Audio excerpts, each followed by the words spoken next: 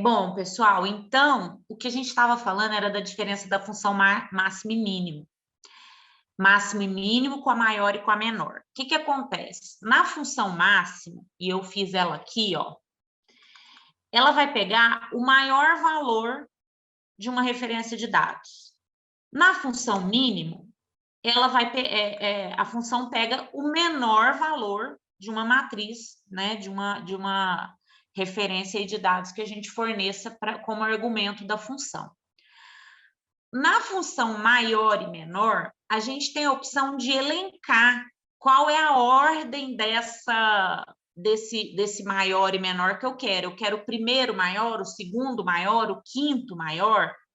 Então, no máximo e mínimo, eu pego somente o maior e somente o menor, e eu não tenho condições de saber só com essa função se eu tenho, por exemplo, igual a gente achou que o máximo aqui de horas trabalhadas em janeiro era 196, eu não tenho condição de saber, por exemplo, se tem mais de um 196. Ele está me falando que 196 é o valor máximo. Eu não sei se vai ter só um funcionário que trabalhou 196 horas, se vai ser 2, se vai ser 3 e assim por diante. E a mesma coisa da função mínimo. Eu sei que o valor mínimo que foi trabalhado em janeiro foi 176 horas, mas eu não sei se foi 1, 2, 3, 4, 10 funcionários. Então, a função mínima, ela só me dá ali o valor cru, né? A função maior e menor, ela pode me elencar a ordem crescente ou decrescente dessa série de dados. Então, por exemplo, quando eu coloco aqui, ó, que eu coloquei maior e eu coloquei entre parênteses 1, isso aqui eu estou só retomando a aula passada para a gente dar continuidade, que a gente tem que pegar esse gancho aqui. Quando eu coloco maior, eu preciso, além da referência de dados, falar qual é o valor K que eu quero pegar. É o primeiro maior? É o segundo maior? Então, se eu pego a referência de dados e logo depois eu coloco um ponto e vírgula e o número 1, como a gente fez aqui, eu vou pegar o maior valor. Então, isso aqui tem que combinar com o máximo, porque se é o maior valor, é o máximo, tá certo? Aí o menor é que eu fiz a mesma coisa, ó. Então, eu peguei o menor de todos, o primeiro menor. O que tem que acontecer? Ele tem que bater com o mínimo. Foi até por isso que eu marquei aqui, ó.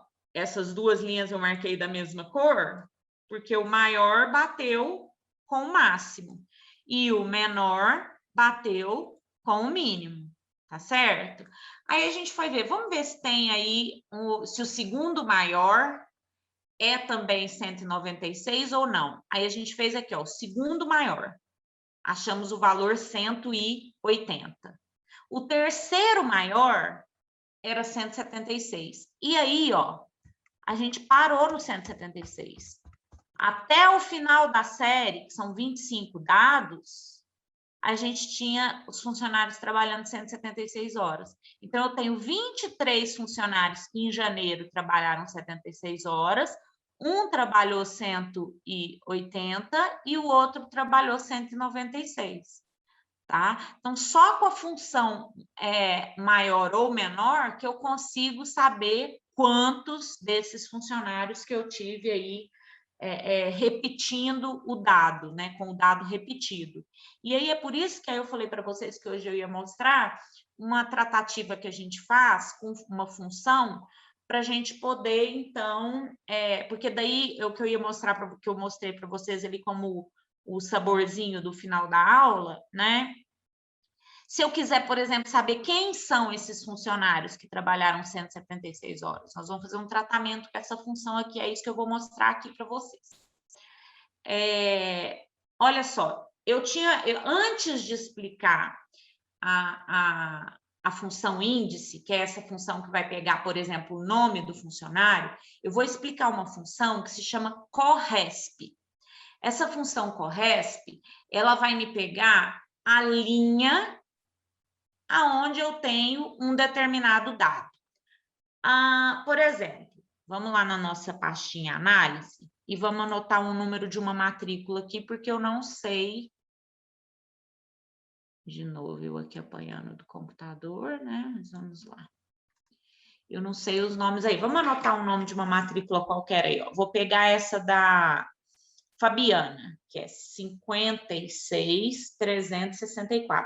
Me interrompam aí qualquer coisa, tá bom, pessoal? Porque às vezes é bastante detalhe e é fácil da gente se perder. E como agora vai ter um contínuo aí de uma função vai depender da outra, podem me interromper se der algum bug aí na cabeça de vocês. Então, olha só, aqui eu fiz esse campo. Geralmente, quando a gente faz um campo assim no Excel, a gente até bloqueia ele. Existe uma maneira da gente bloquear essa célula aqui, ou essas aqui, na verdade, né? Essa aqui vai ser a única célula da planilha que não estaria bloqueada para edição. Eu até pintei ela aqui diferente para mostrar isso para vocês, porque é a única célula onde o usuário poderia mexer, poderia inserir algum dado, para ele não prejudicar a minha outra programação que eu tenho aqui nas outras células, tá? Então, vou digitar a matrícula aqui da Fabiana, que foi quem a gente escolheu, que é a 56.364. Ele vai me dizer aqui, ó, que a Fabiana, na planilha, como está organizada, ela está na linha 5. Como que ele faz isso? Como que funciona essa função corresp? Então, ó, vocês estão vendo aqui na linha de fórmula o nome da função? A função é corresp. Eu vou até tirar ela aqui, deixa eu apagar ela para a gente fazer ela junto, quer ver? Olha só, a função, ela chama corresp. E como que ela funciona? Primeiro, você tem que colocar o valor que você está procurando. Quem que nós estamos procurando? Olha, eu quero saber em que linha está a pessoa que tem essa matrícula, 56.364. Então, o meu valor procurado, eu poderia até digitar aqui, 56.364. Eu sempre prefiro pegar a referência da célula para não incorrer em erro de digitação. Mas, se você quiser que digitar 56.364, tem que funcionar também. Mas não é o meu hábito. Eu venho aqui, ó, e clico para eu já garantir que eu estou pegando um valor certo, que não teve erro de digitação e nada disso. Aí agora, observem aqui nos argumentos, ó, quando eu falo para vocês que o Excel é muito intuitivo, observem aqui nos argumentos, o que a gente tem que colocar? Nós temos que colocar um ponto e vírgula, aí nós temos que colocar a matriz procurada e depois o tipo de correspondência. Tudo que vocês verem dentro de funções aqui, que está entre colchetes, como por exemplo esse tipo de correspondência aqui, é porque não é obrigatório. O que tá fora de colchetes é obrigatório. O que está dentro de colchete não é obrigatório, tá? Então, nós vamos colocar aí o valor procurado B3, que é o valor da matrícula do cara, né, do meu funcionário. Agora, eu vou lá na matriz onde eu tenho as matrículas. Onde que isso está? Isso está aqui na nossa planilha que a gente está chamando de análise. Eu vou pegar, presta atenção, a gente sempre tem que reparar se eu estou pegando ou não o cabeçalho, tá? Então, ó, eu vou pegar com o cabeçalho. Vou pegar todo mundo até embaixo, tá certo? E aí, eu poderia parar por aqui. Mas, esse tipo de correspondência, às vezes é importante a gente colocar, porque ele vai dizer o seguinte, se eu não colocar, ele pode procurar valores aproximados. Então, se ele não achar o 56.364, às vezes ele te dá o 56.36. Agora, se você coloca que o tipo de correspondência que você quer é exata, que está aqui, ó, o zero, ele dá aqui as possibilidades que você tem, né? Quando você põe ponto e vírgula 1, ele pode pegar valores menores do que o que você está procurando. Quando você põe -1, ele pode pegar valores maiores do que os valores que você está procurando. E quando você põe 0, é porque você quer a correspondência exata. Se ele não encontrar, ele vai dar aquela mensagem de erro do Excel, que fica às vezes ND ou aparece erro. Então, eu sempre coloco, nesses casos, a correspondência exata, porque eu estou procurando um funcionário que tem aquela matrícula. Eu não quero outro funcionário que tenha uma matrícula parecida. Eu quero saber quem é o funcionário 56.364.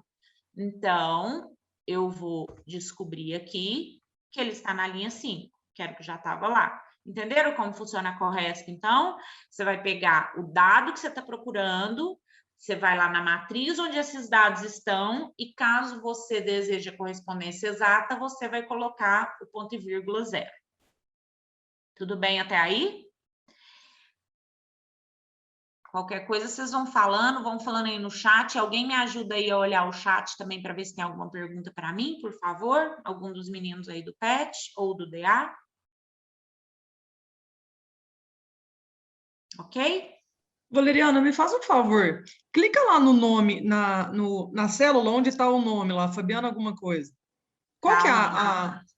aí na frente. Nós vamos lá agora. Quem Então é que está falando? Fabiana também. Ô, Fabiana. Então deve ser você, hein? Depois vou lá olhar seu falar. Não. Ó, então, agora eu vou explicar como que a gente vai buscar como que eu vou saber o nome. Porque você concorda que aqui eu digitei a matrícula dela e vem a linha que ela está na tabela. Isso não é uma Exatamente. informação relevante, né? O que isso está me dizendo? Mas é porque eu preciso dessa linha para usar a outra fórmula, que é a fórmula índice. A fórmula índice, eu vou deletar ela aqui para a gente fazer junto. Índice. Opa, às vezes eu esqueço de pôr o igual aqui. Índice. Olha lá o que a fórmula índice pede. Ela pede a matriz, onde você quer procurar esses dados. Aí ela pede também o número da linha e o número da coluna. A coluna é opcional, vou explicar para vocês por quê. Então, entenderam por que a gente teve que fazer o correspondente? Porque o correspondente me dá a linha. Então, eu preciso de saber essa linha aqui para eu descobrir o nome do funcionário, tá? Então, é por isso, ó, eu vou lá naquela matriz e vou fazer o seguinte, vou fazer de duas maneiras para mostrar para vocês por que o número da coluna aqui aparece como opcional. Então, eu vou lá na matriz, na análises, e vou selecionar, vou vir aqui, ó, e você lembra que eu peguei o título, né? Então, eu vou pegar com o título, ó, vou pegar a coluna da matrícula e a coluna do nome. E vou até lá embaixo, supondo que a gente está querendo saber o nome, obviamente, né? Aí, agora, eu preciso dizer em que linha isso está. Nós descobrimos em que linha isso está. Que linha é? Não é essa aqui? Não é na linha 5? Nós não acabamos de descobrir com a função Corresp? Então, a linha que esse nome está é na linha 5. E aí vem a questão da coluna. Eu não puxei duas colunas lá? Eu puxei a coluna da matrícula e a coluna do nome. Então, eu tenho que dizer que ele está na coluna 2, que o nome está na coluna 2. Tá? Então, de novo, como que a fórmula índice funciona? Você pega a matriz de dados. Ali eu peguei duas colunas. Aí eu tenho que dizer para ele que o valor que eu quero que ele me apresente está em uma determinada linha, que a gente acabou de encontrar aqui, em uma determinada coluna, que nesse caso é na coluna 2, porque eu puxei a coluna da matrícula e a coluna do nome. Ele vai, então, ali me dar Fabiana Gonçalves. Tá? Agora, veja bem. Valeriana. Diga. Boa noite. Boa noite, quem é? É Camila. Oi, Camila. Você selecionou de A4 até a B19. Se B29. eu seleciono, você pegou do cabeçalho até o final. Se eu seleciono a coluna inteira, por exemplo, a coluna A inteira, lá em cima, e a B também vai dar certo? Você fala se eu selecionar aqui, ó. Isso. Então, aí dá certo, desde que na hora que eu fizer aqui o do Corresp, eu tenha também feito da mesma assim. maneira. Exatamente.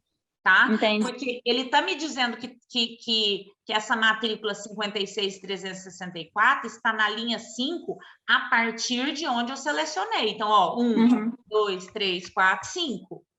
Certo. Mesmo se tivesse aula mesclada, Valeriana? Olha, se tivesse ela mesclada, ele dá problema. É porque as minhas aqui não estão. Essa tá, aqui é que não tá, né? Se tiver célula mesclada, às vezes ele dá problema. Isso aí vai depender um pouco da versão, mas se Do tiver tipo de célula... planilha, né? Hã? Do tipo de jeito que tiver a planilha. planilha. Mas geralmente célula mesclada dá problema nesses casos, tá? Entendi. O que vocês têm que ficar atento é isso. Ah, peguei a partir do cabelo, porque às vezes, por exemplo, eu poderia não fazer isso aqui, igual você está dizendo, mas eu poderia fazer isso aqui, ó, pegar daqui para baixo sem pegar o título, né? Sem pegar o cabeçalho aqui da coluna. Aí depois eu tenho que ser coerente na hora que eu vou pegar aqui, eu pego a partir daqui, porque ele vai contar da onde você começou a seleção. Então, é melhor evitar puxar a célula mesclada, tá? Para as formas, para essas coisas, é melhor evitar, tá bom? Tá bom, obrigada. Valeriana. Diga, Boa Juliana. noite. Eu poderia selecionar a tabela inteira e depois Poderia, selecionar a só que coluna? não tem necessidade, porque ali eu estou querendo o nome, mas não tem necessidade. Por exemplo, se eu quisesse o cargo, vou mostrar para você, Juliana, né? Isso. Olha só, então aqui, ó, vamos imaginar que ao invés do nome eu quisesse o cargo, ou eu quisesse o cargo e o nome, né? Mas eu vou colocar aqui substituindo só para a gente não fazer tão grande. Então, eu vou fazer ali, ó, vou pegar a matriz, só que como eu quero cargo, essa coluna do cargo vai precisar estar. Então, aí, ó, se eu selecionar essas três, selecionei matrícula, nome e cargo. Aí, a linha permanece a mesma. Agora, a coluna do cargo é a coluna 3. Já não é mais a coluna 2, porque a coluna 2 vai me falar do nome, né? Então, se eu fizer aqui, ó, aí eu vou descobrir o cargo dela, tá? Então, eu seleciono à medida do que eu quiser. Era isso que eu ia mostrar para vocês aqui, ó. Eu ia mostrar para vocês aqui fazendo de outra forma, porque a coluna, vocês viram que ela não é obrigatória? A coluna aqui, ó, nos parâmetros, ela está como não obrigatória. Vocês viram, né? Que ela está entre colchetes. Então, olha só, se eu quero só o nome, eu posso vir aqui, ó, e pegar só a coluna do nome. Não preciso nem pegar a coluna da matrícula. Por quê? Porque ele já sabe que a referência que você quer está na linha 5. Você não precisa mais daquela referência ali. Você vai falar, ó, nessa coluna do nome, você vai lá para mim na linha 5, por favor. Não preciso falar que coluna que eu peguei uma coluna só. Entenderam? Entenderam o raciocínio? Então, eu vou buscar a minha matriz, o tamanho dela vai depender de qual informação eu quero pegar. Eu posso pegar só a coluna do cargo, se eu quiser o cargo. Vamos supor que, ó, vou colocar aqui do lado, ó, Juliana, o nome, e agora eu vou fazer a do cargo, igual eu fiz aqui a do nome, ó. Eu vou fazer assim, ó, igual a índice, vou lá na matriz e vou pegar só a coluna do cargo, nem vou selecionar as outras, só a do cargo. E dizer que eu quero que ela pegue o cargo que está na linha, aqui no caso, linha 5, né? Olha lá, analista júnior. E assim por diante, eu vou automatizando da maneira que eu quiser. Aí o que eu falei para vocês é que quando a gente faz isso, a gente trava essas células aqui. A gente protege essas células para que outras pessoas não mexam. Porque aí, o que acontece? Olha só, com essa automação que a gente fez aqui, ó, na hora que eu venho aqui e eu vou pegar uma outra matrícula aqui, ó, vou pegar do Wendel, hein? O Wendel é 56333, né? Então, vamos lá no Wendel. Ó, vou digitar aqui, hein? Ó, 5, as fórmulas já estão todas aqui. Então, eu vou mudar a matrícula para o 56333. O que ele vai fazer? Ó, já mudou aqui para a linha 22. Já me disse que é o Wendel, gerente pleno. Tá? Então, é uma forma muito rápida de você obter a informação, né? Você faz um sisteminha. Vocês percebem que você faz um sisteminha no Excel? Hoje mesmo eu faço aula de... aí como aluna, né? Não como professora, eu faço aula de programação, de computação. E hoje mesmo estava conversando com o com o meu professor, o Excel é muito poderoso. Ele funciona realmente como uma, assim, vamos falar vulgarmente, né? Mas ele funciona como uma mini linguagem de programação, porque a gente consegue automatizar várias coisas por meio aqui das planilhas, por meio das funções, e de uma maneira muito simples, muito simples. Diga, Tiago. O Excel é importante, eu faço o técnico de administração de pós-calda e a pessoa mandou fazer curso Excel. Isso é tão importante, né? Exatamente, não, é muito importante. Olha lá, vamos pegar outra aqui só para vocês verem, ó. O Heitor. Exatamente. O Heitor é o 48671, né? Olha só. 48671. Ele já falou que a linha dele é 23. Heitor, gerente pleno. Não é legal? Adoro brincar disso. É bem bacana, né? É bem interessante aí para a gente fazer uma série de automatizações que a gente precisa de dados, né? De análise de dados que vocês podem, às vezes, trabalhar no dia a dia. Quem não está trabalhando ainda, porventura, vier a trabalhar com coisas aí que... Principalmente quando você tem uma quantidade de dados grande, né? Aqui, como eu disse para vocês, como é um curso, eu coloquei isso aqui tudo inventado, eu brinquei até que é igual novela, qualquer semelhança com fatos aí da realidade é mera coincidência. Vamos ver quanto que a Fabiana ganha?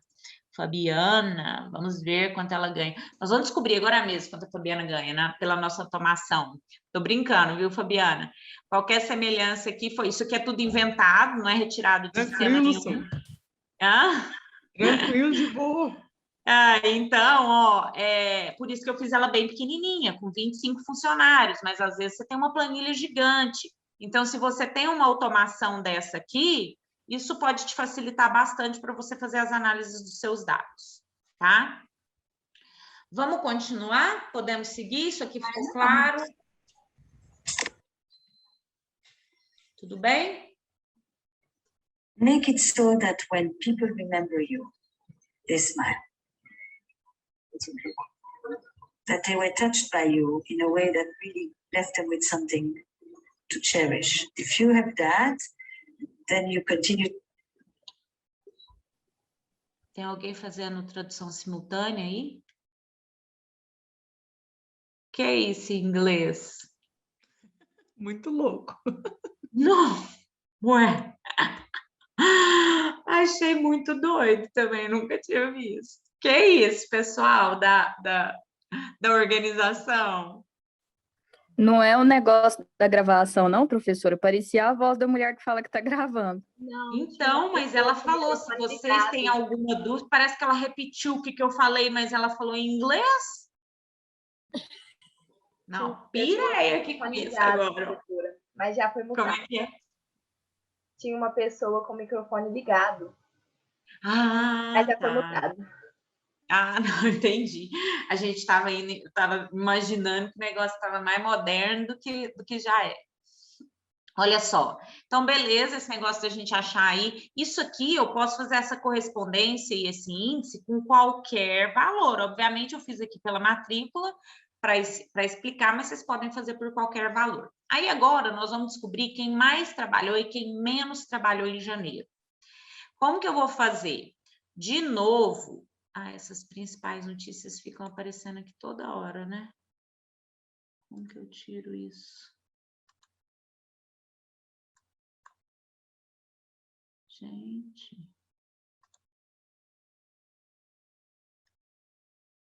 Espera aí, gente. Aí. Quem mais trabalhou em janeiro? Então, nós vamos descobrir a linha correspondente a quem mais trabalhou em janeiro, tá? Agora, olha só, nós já descobrimos aqui, lembra que a gente fez o máximo? A gente não tinha feito o maior, na verdade, aqui. A gente descobriu que tem um único maior valor. A gente já tinha feito isso, né? Então, antes de eu usar a função correspondente qual é a linha correspondente ao 196, obviamente eu tenho que descobrir quem é o maior valor. A gente já tinha descoberto que era 196. Então, na hora que eu for buscar aqui, ó, olha como aqui eu digitei o número. Lembra que eu falei para vocês que a gente poderia fazer de duas maneiras? Ou puxando a referência de célula ou digitando o número. Como aqui estava tranquilo, eu estava prestando atenção, sabia que não ia errar, eu digitei o maior valor, porque o maior número aí de horas trabalhadas no mês de janeiro foi 196. Da mesma forma, então, eu vou lá naquela planilha, igualzinho a gente fez aqui em cima, e eu descobri que quem mais trabalhou em janeiro está na linha 10, tá? E aí a gente vai usar a função índice igual, tudo igual ao que a gente fez no anterior ali, ó. Só que aqui, o que eu fiz? Eu peguei só a coluna do nome, só a coluna B. Então, bastou eu colocar que a minha linha está aqui na D7. Aí eu descobri que quem mais trabalhou em janeiro foi a Esther Medeiros. Tá certo? Tudo bem, pessoal? Posso passar para quem menos trabalhou, que é o que vai dar mais trabalho para a gente? Esse aqui eu usei o mesmo raciocínio ali de cima. Se vocês tiverem alguma dúvida, vocês me parem. Aí eu vou lá e quem menos trabalhou em janeiro? Eu sei que o valor mínimo de janeiro, né, o menor valor foi 176. E aí eu vou e descubro que ele está na segunda linha e que ele foi a Úrsula. Bom, procede? Vamos lá dar uma olhada. Procede, né? Realmente, ó, tá na segunda linha e foi a Úrsula. Só que aí, visualmente, eu já vejo que aquilo que a gente comentou, que tem vários outros valores 176. É aí que eu falei para vocês que a gente vai ter que usar um artifício para que a gente consiga, então, detectar os outros funcionários que também trabalharam 176 horas. Aí nós vamos aprender mais duas funções para fazer isso, que são as funções conte-C e a função concatenar. Deixa eu tirar daqui, pera lá. Então, o que eu estou propondo para a gente fazer aqui agora? Nós vamos elencar todas as horas trabalhadas, tá certo? Nós não temos 25, a gente tem 25 dados. Então, eu coloquei aqui, ó, os 25, tá? Como que eu faço mesmo para não precisar digitar um por um? É só eu digitar aqui, ó, posso digitar. Imagina que aqui tá em branco, ó. Vou fazer só para lembrar vocês. Imagina que aqui tá em branco, eu digito só o número 1, aí eu vou vir pegar aqui, ó, com o botão direito até o 25. Tá vendo que ele aparece 1 aqui do lado? Mas ele vai me dar a opção de apenas copiar a célula, que é deixar todo mundo número 1, ou ele vai me dar a opção de preencher a série. Preencher a série, ele entende que ele vai colocar 1, 2, 3, 4, 5, 6, 7 até o 25, tá? Porque eu sei que eu tenho 25 dados. E aí, o que eu fiz aqui, ó? Eu peguei o menor valor. Nós estamos fazendo a sequência do menor para o maior. Então, deixa eu até tirar aqui, ó, para mostrar para vocês, para a gente fazer junto. Olha só como eu elaborei essa forma para vocês verem por que eu coloquei a posição aqui, para facilitar para mim no seguinte sentido. Na sintaxe da função menor, eu não preciso colocar a referência lá da planilha, né, da matriz que eu vou tirar os dados e a posição que eu quero pegar. Então, por isso que eu fiz essa coluna A com a posição, porque daí eu vou digitar assim, ó, menor. Eu vou lá na minha planilha de análise, vou pegar o mês de janeiro e vou pegar todo mundo, tá? Todo mundo aqui do mês de janeiro. E aí, a posição, ao invés de eu digitar número 1 aqui, eu vou pegar ela aqui, ó, na minha célula, que eu fiz a referência aqui na A15, tá? Então, na célula A... Opa, pera. Na célula A15. Isso significa que eu estou pegando o primeiro menor valor. Posso puxar para baixo para fazer o auto-preenchimento? Posso. Só não posso esquecer de travar essas células aqui. Então, nós vamos travar aqui. E aí, eu posso puxar para baixo ou dar 2 cliques aqui, que tranquilamente ele vai preencher todo mundo.